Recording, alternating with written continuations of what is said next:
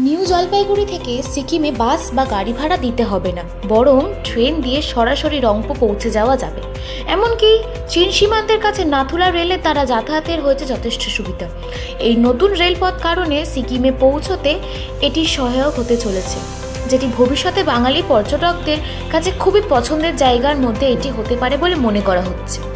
সিকিমের প্রথম রেল স্টেশনটি রংপোয়ে তৈরি হতে চলেছে এবং এই প্রকল্পের জন্য 2022 সালের বাজেট 11,000 কোটি টাকা বরাদ্দ করা হয়েছে। এই প্রকল্পের মাধ্যমে রেলপথে একটি সুস্থ যাতায়াত ব্যবস্থা তৈরি হবে, যা পশ্চিমবঙ্গ থেকে সিকিমে সরাসরি যাত্রা করতে সাহায্য করতে পারে। এই প্রকল্পের কারণে সেবক স্টেশন হতে এবং সেবক থেকে রংপো পর্যন্ত রেলপথ নির্মাণ শুরু হওয়ার সম্ভাবনা।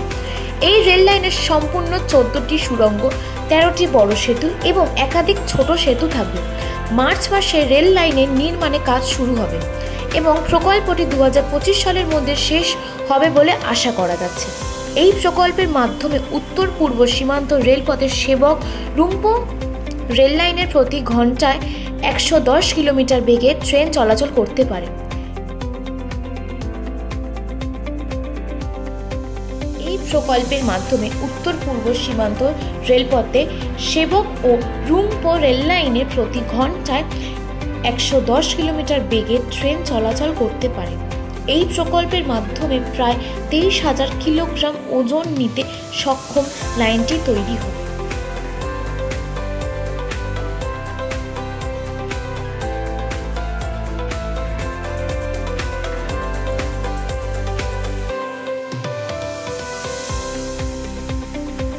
সিকিমের রেলপথ পরিকল্পনার এই নতুন ধারা বাঙালি পর্যটকদের জন্য একটি নতুন পছন্দের স্থান হতে পারে এবং সিকিমের প্রাকৃতিক সৌন্দর্য সরাসরি যেতে একটি সুবিধা হতে পারে।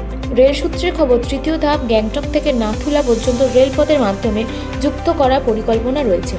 রেল সমীক্ষার কাজ শেষ হয়ে গেছে রংপো গ্যাংটক মাধ্যমে এবং এখন পরবর্তী ধাপে নাথুলা পর্যন্ত সমীক্ষা শুরু হবে।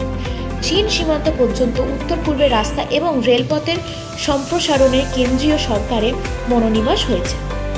সেবক থেকে রংপো রেল পরিকল্প হল এই প্রশাসনের প্রথম ধাপ এবং এবার নাথুলা পর্যন্ত রেলপথ তাড়াতাড়ি শেষ করার কথা চিন্তা হচ্ছে।